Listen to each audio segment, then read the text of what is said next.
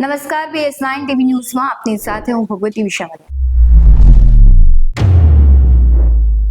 આપણે જોઈએ છે કે હાલ 19 ડિસેમ્બરે બાર એસોસિએશનની ચૂંટણી છે। અલગ અલગ જે પેનલો છે એ લડવાની છે મુદ્દાઓને લઈને, અને ખાસ આપણે જોતા હોય છે કે જ્યારે લોકોના મુદ્દા હોય છે ત્યારે વકીલ એક મધ્યસ્થી બની અને કોર્ટ સુધી એક પ્રયત્ન કરતા હોય છે કે લોકોને ન્યાય મળે। આવી જ રીતના જે વકીલો છે એમની પણ પેનલ હોય છે। આખા વર્ષ દરમિયાન જે પેનલ ચૂંટાય છે તેમને વકીલોના પ્રશ્નોનું સમાધાન લાવવાનું હોય છે અને ઘણા બધા કાર્યો કરવાના હોય છે। ત્યારે આપણી સાથે છે આજે આરબીએ પેનલ અને પેનલના પ્રમુખ સાથે આપણે સીધી વાત કરવી છે। સુમિતભાઈ, BS9 ટીવી ન્યૂઝમાં આપનું ખૂબ સ્વાગત છે। Thank you. સૌથી પહેલા તો તમારી જે પેનલ છે લડવાની છે, કયા મુદ્દાઓને લઈને લડવાની છે, કેટલા સભ્યો છે, તેના વિશે માહિતી આપજો। પહેલા તો BS9 ન્યૂઝ દ્વારા અમારી આરબીએ પેનલને બોલાવ્યા એ બદલ ખૂબ ખૂબ આભાર। અમારી આરબીએ પેનલ છે એમાં પ્રમુખમાં હું સુમિત વોરા, ઉપપ્રમુખમાં બિમલભાઈ જાની, સેક્રેટરીમાં નિલેશભાઈ પટેલ, જોઈન્ટ સેક્રેટરીમાં જયેન્દ્રભાઈ ગોંડલિયા, ટ્રેઝરરમાં પ્રગતિ માકડિયા અને લાઇબ્રેરી સેક્રેટરીમાં કેતનભાઈ મન, એવી રીતે હોદ્દેદારોમાં ઉમેદવારી નોંધાવેલી છે। અને એવી જ રીતે 7 કારોબારી સભ્યો અને 3 મહિલા અનામતમાં 3 મહિલાઓએ ઉમેદવારી આરબીએ પેનલમાંથી નોંધાવી છે। સુમિતભાઈ, તમારી પાસેથી સમજવું છે કે કયા મુદ્દાઓને લઈને તમારી પેનલ છે લડવાની છે અને કાર્ય કરવાની છે। અમારી આરબીએ પેનલ છે પોઝિટિવ વિચારધારા ધરાવતી પેનલ છે। અમે કોઈ દુષ્પ્રચાર કે એવો કંઈ કરવાના નથી। અમારી આરબીએ પેનલનો એક જ સિદ્ધાંત છે કે જુનિયર વકીલો જે આજે વકીલાતના ક્ષેત્રમાં નવા આવ્યા હોય એને ખૂબ જ તકલીફ પડતી હોય છે। એ તકલીફો અમે નિરાકરણ લાવશું, તેમજ જુનિયર વકીલોમાં વકીલાતના ક્ષેત્રમાં તેમની સ્કિલ કઈ રીતે ડેવલપમેન્ટ થાય એના અમે પૂરતો પ્રયત્ન કરવાના છીએ। તેમજ જુનિયર વકીલો છે એના માટે અમે લીગલ અવેરનેસના પ્રોગ્રામ કરી અને એમાં વધુમાં વધુ જ્ઞાન કઈ રીતે મેળવે એવા પણ અમે પ્રયત્નો કરવાના છીએ। તેમજ આજે બાર એસોસિએશનમાં તેમજ અન્ય ક્ષેત્રમાં વકીલોને ઘણી મુશ્કેલી પડતી હોય છે, એના અમે પ્રાથમિક જે પ્રશ્નો છે એનું તાત્કાલિક નિરાકરણ કરવાના છીએ। તેમજ અમારી આખી આરબીએ પેનલ છે એવો પણ પ્રયત્ન કરશે કે વકીલોમાં કંઈક ને કંઈક નવું થાય, એના પ્રશ્નો તાત્કાલિક ઝડપથી નિકાલ આવે। તેમજ આખા વર્ષ દરમિયાન અમે વકીલો માટે મેડિકલ કેમ્પ યોજવાના છીએ। ગયા વર્ષે હું ઉપપ્રમુખ હતો પરેશભાઈ મારું સાથે, ત્યારે અમે નેશનલ લેવલનો લીગલ સેમિનાર કર્યો હતો। એ જ સેમિનાર ફરીવાર અમે નેશનલ લેવલનો સારામાં સારો આ વર્ષે પણ કરવાના છીએ। વકીલોને વધુ સેમિનાર દ્વારા જ્ઞાન મળે એના પૂરતા પ્રયત્નો કરવાના છે।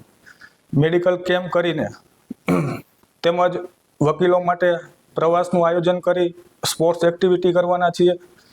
તેમજ જે અન્ય પ્રશ્નો છે તેનું પણ અમે આયોજન કરવાના છે। સુમિતભાઈ, નવી કોર્ટ બિલ્ડિંગ બની છે તો ત્યાં કેવી વ્યવસ્થાઓ છે કે જે તમે તમારી પેનલ કદાચ ચૂંટાય તો તમે એ વ્યવસ્થાઓ કરશો? અત્યારે અમારે જે પુરુષોનો બારરૂમ છે તેમાં સગવડતા છે। અત્યારે જે મહિલા બાર એસોસિએશન છે એના જે રૂમો છે એમાં થોડીક તકલીફો છે, તે તકલીફો અમે દૂર કરી મહિલા બાર એસોસિએશનના રૂમો છે અદ્યતન બનાવવાના છે। તેમજ ઈ લાઇબ્રેરી સારામાં સારી ડેવલપમેન્ટ થાય એના પણ પ્રયત્નો કરવાના છીએ। ખાસ કરીને આપણે જોયું કે હાલમાં જે સંદીપભાઈ વેકરિયાએ રાજીનામું અથવા સસ્પેન્શન થયું તો શું હતી સમગ્ર ઘટના? સંદીપભાઈ વેકરિયા છે એ અવારનવાર રાજીનામા આપવાની ટેવવાળી વ્યક્તિ છે। કારણ કે આની અગાઉ પણ એ બકુલભાઈ રાજાણીની પેનલમાં હતા, ટીમમાં હતા, બોડીમાં, ત્યારે પણ એને લાઇબ્રેરી સેક્રેટરી પદેથી રાજીનામું આપ્યું હતું। અને આ વખતે સેક્રેટરીમાં હતા અને આ સેક્રેટરીમાં એને રાજીનામું આપ્યું છે।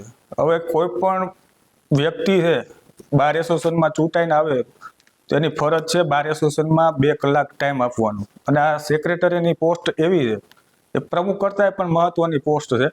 કારણ કે સેક્રેટરીએ બાર એસોસિએશનમાં સતત હાજરી આપીને વકીલોના જે પ્રશ્નો હોય એનું તાત્કાલિક નિરાકરણ લાવવાનું હોય છે। આ સંદીપભાઈ વેકરિયા ચૂંટાઈને આવ્યા પછી બાર એસોસિએશનમાં કોઈ દિવસ હાજરી આપી નથી અને બીજાના કહેવાથી એને રાજીનામું આપ્યું છે। એની સાથે જ બીજા 3 વ્યક્તિ અન્ય ચૂંટાયા હતા, એને પણ કહેવામાં આવ્યું હતું કે તમે રાજીનામું આપો, પણ એ 3 વ્યક્તિએ રાજીનામું ન આપ્યું। પણ આ સંદીપભાઈ વેકરિયાએ એના આકાઓનો હાથો બની રાજીનામું આપ્યું છે અને ખોટા બાર એસોસિએશન ને બાર એસોસિએશનના હોદ્દેદારો વિશે ખોટા આક્ષેપો કર્યા છે. એટલે આ સંદીપભાઈ વારંવાર રાજીનામું આપવાની ટેવવાળી વ્યક્તિ હોય એટલે ખોટી રીતે એને બીજાની દોરવાઈથી રાજીનામું આપેલ. ખાસ તમારી જે પેનલ છે શું કામ એને વકીલો વોટ આપશે એવો કયો મુદ્દો છે અને શા માટે આપવો જોઈએ અને વકીલોને તમે શું સંદેશ આપવા માંગશો? વકીલોને એટલો જ સંદેશ આપવા માંગુ છું અને વકીલો જાણે છે કે અમારી જે પેનલ છે એ કાર્ય કરવા વાળી પેનલ છે, ખાલી કોઈ વાયદા આપવા વાળી નથી. અમે ગયા વર્ષે જે વાયદા આપ્યા હતા એ અમે પૂરા કર્યા હતા. આ વર્ષે પણ અમે વકીલોને કહીએ છીએ કે અમે આ વખતે ભવ્યથી ભવ્ય સેમિનાર કરવાના છીએ, સ્પોર્ટ્સ એક્ટિવિટી સારામાં સારી કરવાના છીએ, મેડિકલો કેમ્પ કરવાના છીએ, તેમજ પ્રાથમિક પ્રશ્નો વકીલોના તાત્કાલિક પૂરા કરવાના છીએ, જેથી બધા વકીલોને મારી રિક્વેસ્ટ છે અમારી આખી આરબીએ પેનલને બહુમતીથી જીતાડે એવી પ્રાર્થના કરું. જે પ્રમાણે વાત કરી કે જે વકીલોના મુદ્દા છે અને જે સમસ્યાઓ છે તેનું નિરાકરણ લાવશે અને સાથે જ વકીલોનો વિકાસ કઈ રીતે થઈ શકે, અલગ અલગ એક્ટિવિટી પણ પેનલ કરવાની છે. એટલે આગામી 19 તારીખે જ્યારે ચૂંટણી યોજાશે અને પરિણામ આવશે ત્યારે ખબર પડશે કે કઈ પેનલ છે તેને વકીલોએ ચૂંટી છે. બાકી આવા જ બધું અહેવાલો સાથે ફરી મળતા રહીશું. તમે અમારી યુટ્યુબ ચેનલને સબસ્ક્રાઇબ કરવાનું, ફેસબુક અને ઇન્સ્ટાગ્રામ પર ફોલો કરવાનું ભૂલશો નહીં.